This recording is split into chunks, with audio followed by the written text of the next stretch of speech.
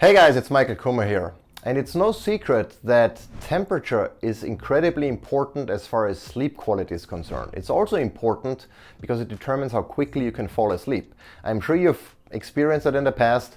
You're hot, you're sweaty maybe, you can't fall asleep because you're way too hot, or you're way too cold, or you wake up in the middle of the night.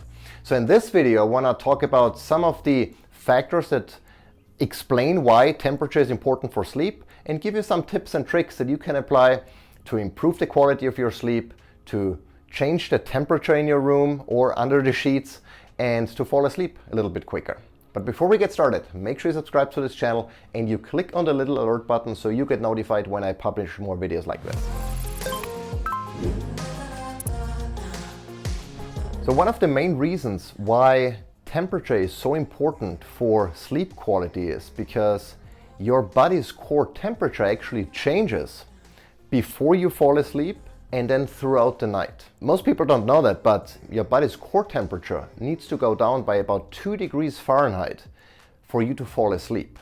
So if you're in the way of that temperature reduction, maybe because it's way too hot in your room or because there is a lot of trapped air under your sheets, then you might not be able to fall asleep quickly. In addition to that, if you're too hot during the night, and especially during the first half of the night, you might not get the deep sleep you need, not the amount of deep sleep that you need. And so the way the temperature, your core temperature behaves during the night is that, imagine it's like a U almost. So your temperature drops by 2 degrees for you to fall asleep, and then it keeps dropping in the first half of the night, which is when you have most of your deep sleep generally. And then your temperature rises again during the second half of the night when you have most of your REM sleep. And deep sleep is the physically restorative phase of your sleep, so when your muscles recover, and REM sleep is when your memories get consolidated and a lot of things happen in your brain. It's a very active phase of sleep. And during that phase, you actually warm up a little bit and you reach the warmest level when you wake up in the morning. And so what you want to do is to fall asleep quickly, and as well as to stay asleep and spend enough time in deep sleep and in REM sleep to support your body's natural temperature changes. And there are a couple of things that you can do to accomplish that, and we'll talk about those in this video. So let's talk about the things that you can do before going to bed to prepare your body to reduce its core temperature. And one of the things, I'm sure you've heard about it, take a hot shower. By exposing your skin to hot temperatures, your body dilates the blood vessels in your skin and in your outer tissue, and as you get out of the shower, those dilated blood vessels dissipate a lot of heat. So that helps your body to cool down its core temperature. The second thing that you can do is, that's very similar to a hot shower, is to take a sauna bath. I often hop into our infrared sauna in the late afternoon or evening in preparation for my body to get ready for sleep. And taking a hot shower as well as jumping into a sauna has a couple of positive effects. And I've written about many of those on my blog post about the benefits of infrared sauna, so check that out. I'm going to link it down below. But generally speaking, as far as sleep is concerned, hot water or hot steam or infrared radiation relaxes you. It puts you in a better mood. It releases certain chemicals and hormones, endorphins or beta endorphins more specifically, that put you in a good mood, that help you relax and get into a sense of calm. And that helps you to fall asleep quicker. In addition to helping your body to reduce its core temperature. That's really the most important aspect as far as I'm concerned of exposing your body to hot water or to a sauna.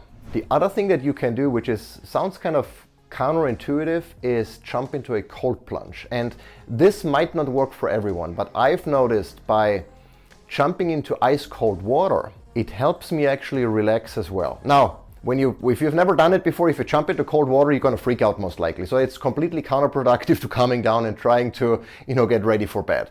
But as you get used to the cold plunging experience, you actually acquire a skill of helping you to calm down, to down-regulate your fight or flight response that you normally experience when you jump into ice cold water.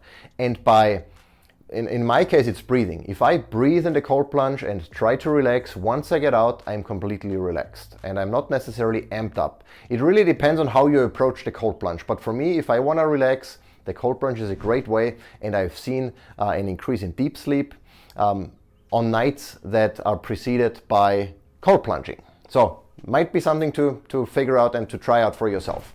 But if nothing else, hot shower and sauna bathing are excellent tools to prepare your body for a good night's rest. As far as what you can do during the night, it's all about temperature regulation. And one thing obviously you can do is you can turn down your AC. Depending on how sensitive you are to cold, you want to set your AC somewhere between 62 to maybe 67 degrees or so. So it's nice and cool in your room, so that you don't overheat. The problem with that approach is that it's not very efficient. If depending on how many AC units you have in your house, in worst case scenario, you have one unit that controls the entire house. Cooling down the entire house just because your bedroom should be cool is not very energy efficient, obviously. And it doesn't necessarily change the temperature under your sheet. So I've had it in the past, at least before we got the bed cooling solution, I'm going to talk about that in a bit, where the room was really cold, but I was still hot under my covers. And so I had to stick out an arm or a leg or both legs, because that helped the body to dissipate heat and again to fall asleep quicker and to then sleep better, get more quality sleep, etc. The much better approach, as far as I'm concerned, is to invest in a mattress cooling solution. So I've tried both 8 Sleep, the Pod Pro by 8 Sleep, as well as the Chili Sleep, and I have videos and blog posts that compare those two. Right now I'm using 8 Sleep. We've been using that for I think over a year, and it's been a game changer for us, because the Pod Pro by 8 Sleep, what it basically does is it's a mattress cover that you can use to retrofit any existing mattress. They actually sell the cover separately, the Pod Pro cover, or they sell the entire mattress set. So in our case, we got the entire set, including a memory foam mattress, the cover, and then a separate control unit that circulates temperature controlled water through silicone tubes that are woven into the mattress cover. So I can set the exact temperature that I want to sleep. And we can do that on both of our sides separately. So my wife has slightly different settings than I have. I typically like it a little bit colder. She likes it a little bit warmer. But with that, I can control the temperature of my mattress surface, so I never overheat. And what's even better, and that's what I really like about 8 Sleep and what I think sets it apart, is that I can set different temperatures for different stages of sleep. So I have my coldest setting is actually for falling asleep. So when I go to bed and, actually 8 Sleep starts cooling down the mattress before I go to bed, because I told the app when my bedtime is roughly. And so it starts cooling it down. And as soon as I go to bed, it starts warming it up slightly. So as I go into my first half of the night, where most of the deep sleep occurs, my temperature is actually a little bit warmer than my falling asleep temperature. But then during the second half of the night, it warms up, and it's at the warmest setting when I wake up. So I have a bedtime temperature, I have a deep sleep temperature, a REM sleep temperature, and a wake up temperature. And that mimics that U-shape that I've mentioned before, even though mine is coldest at the beginning. That's just how I like it personally. But what that means is that you're never in the way of your body's natural temperature cycle. So with 8 Sleep, I can support exactly that U-shape and make sure my body is at the right temperature throughout the night. I'm never too hot, I'm never too cold, and it's just perfect. And honestly, I can't imagine not having that anymore, because that would be absolutely awful. And we've had it actually, during traveling, or when we traveled, we didn't have a temperature controlled bed or mattress, and it was just hot. My legs sticking out, I uncover myself, recover myself, all of those things that you normally do throughout the night, because the temperature is just not right. So getting a mattress cooling solution is one of the best things that you can do to support your sleep and to improve the quality of your sleep, in combination with doing the hot shower before, or maybe the sauna bathing before, all of the things that you can do before going to bed. But then during the night, controlling the temperature under your sheets is one of the best things that you can do. The other thing that I recently figured out is, despite having the mattress cooling solution, that I needed a pillow that provided enough airflow. Because even though the surface of my mattress is now cold or cool to my requirements, that my pillow was still getting hot, and I didn't like that very much. And so we also invested in a pillow, I think it's called the carbon air pillow, that has like holes and carbon fiber and everything that enables airflow. So hot air never gets stuck between my head and the pillow, but can dissipate, and so my head remains, and my neck area especially, remains cool as well. So that combination has been an absolute game changer for us in terms of sleep quality. And everyone that I talk to who got some sort of mattress cooling solution, be it one from 8 Sleep or another one. I actually have a good friend that uses a chili pad, and everyone says they absolutely love it and cannot imagine not having that technology again.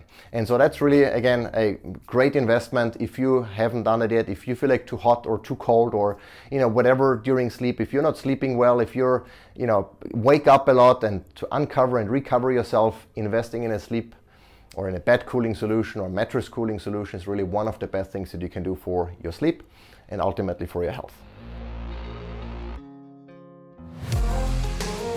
Besides that, obviously, there are a number of other things that you can do in terms of controlling the temperature. I've noticed that whenever I eat large meals before going to bed, especially if I eat a lot of protein in the form of meat, I tend to get hot flashes. And there is a thing called, I think it's called meat sweat. I've never really looked into it if there is a real correlation between meat and sweating and getting too hot, or if it's just the amount of calories or the amount of protein or the amount of food that I sometimes consume too late or too close to bedtime. But I can tell you that that's one of the main factors. Keep your dinners light. Don't eat too much before going to bed. Leave enough time before your dinner and going to bed, even though that's challenging, because honestly, sometimes I have dinner at 5 and I eat a huge meal because it might be my only meal of the day, or maybe the second meal of the day, and I worked out twice, so I'm super hungry. And then even leaving 4 hours from 5 to 9, which is usually when I go to bed, it's sometimes too much. My stomach is still full and I feel I'm hotter than I would normally be. Now I can compensate very often for that by just turning down my 8 Sleep a little bit, but still, it's not ideal. So keep your dinners lighter. Don't consume alcohol before going to bed. There are certain other things that you shouldn't have or do right before bedtime, because it either increases your heart rate, it revs you up, it increases your body temperature, and all of that is in the way of getting a good night's rest and falling asleep quickly. So take a hot shower, jump into the sauna before bedtime, invest in a mattress cooling solution, avoid late meals and alcohol consumption before going to bed, and I can guarantee you, you're going to improve your sleep, you're going to fall asleep quicker and wake up more rested the next morning. If you like this video, give it a thumbs up. If you didn't like it, let me know in the comments what I could have done better. Until next time.